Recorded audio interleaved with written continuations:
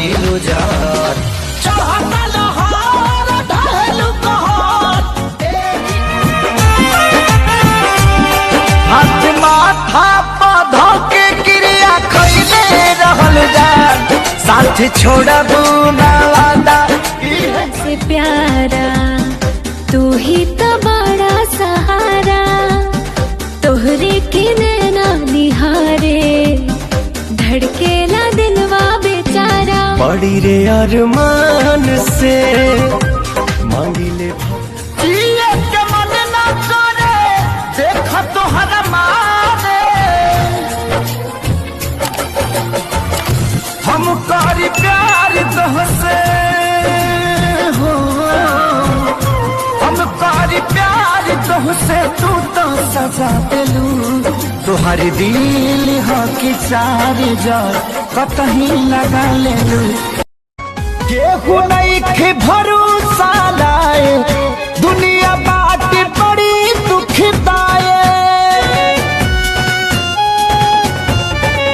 केहू नहीं के भरोसा लाए दुनिया बात बड़ी दुखदाए। चकोरे में कवनो झमेल नहीं खे, झमेल नहीं खे।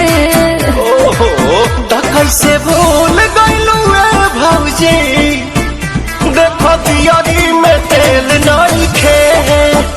ताको ताको हमार भौजी, देखो दियारी में तेल। हसावत जैब सभका किरवाई के,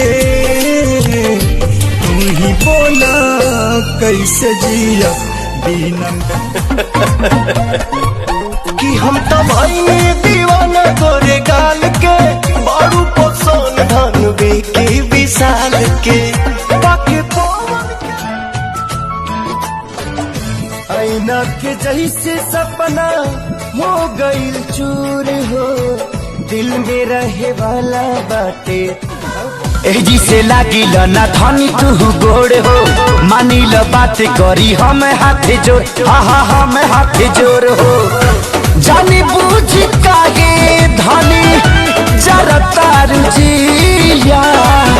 तो चली चली पिया बारे मंदिर में गुनगुन रजाना जाना।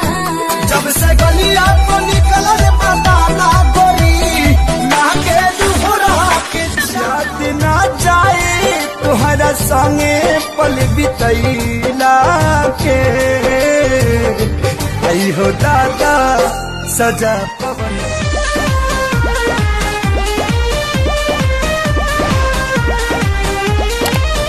मैं मरता था जिन होठों पर हो बिकी। चके में खोता वाऊ जारी गाइल के कर नजरी गाड़ी गाइल हो।